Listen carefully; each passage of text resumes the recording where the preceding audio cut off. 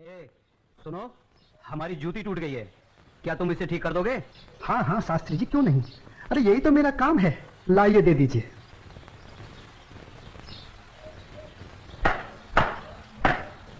लीजिए शास्त्री जी, आपकी जूती ठीक हो गई। कितने पैसे हुए? जो मन करे दे दीजिए। ये लो। शास्त्री जी, बुरा ना मानो तो एक बात पूछूं?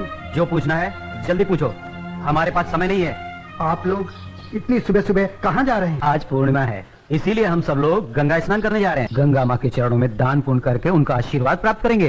परंतु तुम ये सब क्यों पूछ रहे हो? आप लोगों को देखकर मेरे मन में ख्याल आया था कि आप लोग जरूर किसी शुभ कार्य के लिए जा रहे हैं। अगर आप लोग मेरा भी एक काम कर दें तो आपकी बड़ी मेहरबानी होगी। करने योग्य होगा तो अवश्य करेंगे। जल्दी बताओ क्या काम है? शास्त्री जी, आज बड़ा शुभ दिन है और आज के दिन मैं भी चाहता हूँ कि कुछ दान पुण्य करके गंगा माई का आशीर्वाद प्राप्त करूँ।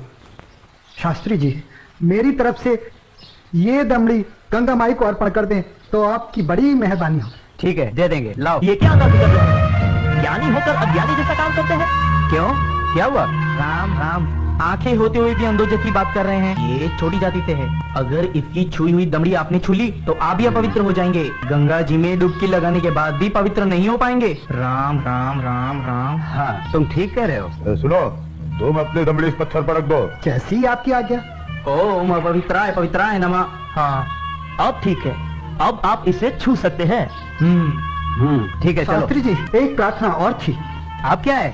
शास्त्री जी, अगर गंगा माई स्वयं हाथ बढ़ाकर मेरी ये भेंट स्वीकार करें तभी दीजिएगा, अन्यथा मत दीजिएगा। अगर स्वीकार करें तो बोल दीजिएगा ये तेरे भक्त रविदास ने भेजी। ठीक है भाई, हम ऐसा ही कर देंगे। चलो चलो चलो।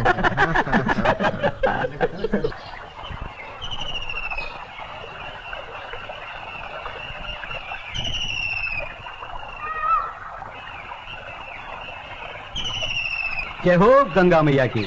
हे माँ, तू अपनी कृपा सदा हम पे बनाए रखना माँ। यदि हमसे कोई पाप हो जाए तो अपने इस पावन जल से उसे धो डालना माँ। हे माँ, तू अपनी शरण में हमें सदा रखना माँ। जय हो गंगा मैया। अरे मित्र, आप कुछ भूल रहे हैं। क्या?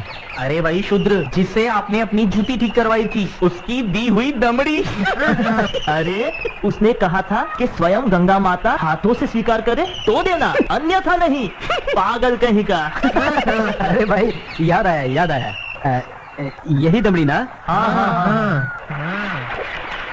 हे गंगा मैया, ये दमड़ी उस शुद्ध रविदास ने आपको भेंट करने के लिए दी है और ये भी कहा है यदि आप स्वयं अपने हाथों से इसे स्वीकार करें तो ही हम आपको दें। जय हो गंगा मैया। अरे गुरुजी, आप भी क्या उस शूद्र की बातों में आ गए? भला ऐसा भी कहीं हो सकता है कि स्वयं गंगा माँ अपने हाथों से उस शूद्र की भेंट स्वीकार करे?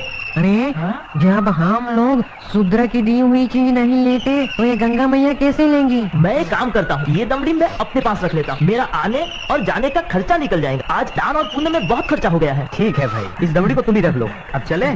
चलो भाइयों। ठहरो, इधर लाओ। मेरे भक्त रविदास की दी हुई भेंट मुझे दे दो। मैं अपने भक्त की भेंट स्वीकार करती हूँ। मैं अपने भक्त की भक्ति से बहुत प्रसन्न हूँ। लाओ, वो दमड़ी मुझे दे दो।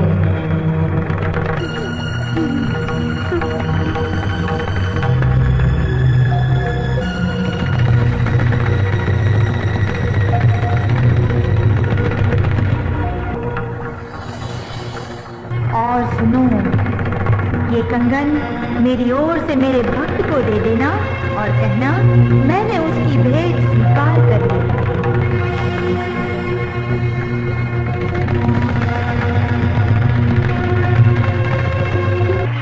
चलो भाई, चलो यहाँ से जल्दी चलो। ये मुझे लगता है ये जरूर उस शूद्र का फैलाया हुआ कोई माया जाल है। चलो। गुरुजी, हमारी आंखों ने जो देखा और हमारी कानों ने जो सुना, क्या वो सच था? वो तो एकदम सच था, किंतु ये बिल्कुल सच नहीं था कि गंगा माँ ने स्वयं अपने हाथों से उस शुद्ध रविदास की भेंट स्वीकार की। और मुझे तो लगता है ये शुद्ध रविदास कोई बहुत बड़ा मायावी है। हाँ, मुझे भी यही लगता है। मैं अपनी आंखों और कानों पर अभी तक विश्वास नहीं कर पा रहा हूँ। परंतु एक बात मेरी समझ में नहीं आ रही कि इस तरह के मायावी चमत्कार दिखाकर उस शुद्ध रविदास को क्या प्राप्त होगा? प्रसिद्धि। हाँ, प्रसिद्धि। वो यही चाहता है कि हम उसके इस माया जल को चमत्कार समझें। तो आगे की कहानी मेरी पूरी तरह से समझ में आ गई। वो शूद्र यही चाहता है कि उसके इस चमत्कार की चर्चा हम पूरे राज्य में करें, जिससे राज्य के भोले भाले लोग उसे गंगा माँ का सच्चा भक्त समझकर उसकी पूजा करने लगे। आप बिल्कुल सही कह रहे हैं। लेकिन इस कंगन का क्या करें? अरे करना क्या है, दे देते हो शूद्र को। राम राम, कैसी मूर्खों जैसी बातें कर रहे हैं। ऐसा करते हैं, इस कंगन को महाराज के पास लेके चलते हैं। वो जरूर हमें इस कंगन के बदले में उचित इनाम देंगे। यही ठीक रहेगा। तो चलो महाराज के पास चलते हैं। लेकिन उस रविदास के बच्चे से क्या कहेंगे हम? अरे हम उसके घर के सामने से ही नहीं जाएंगे। हाँ बिल्कुल ठीक है। और वो इतना अंतर्यामी तो है नहीं। अरे उससे तो पता भी नहीं चलेगा कि गंगा माँ ने उससे देने के लिए कोई कंगन दिया भी है या नहीं।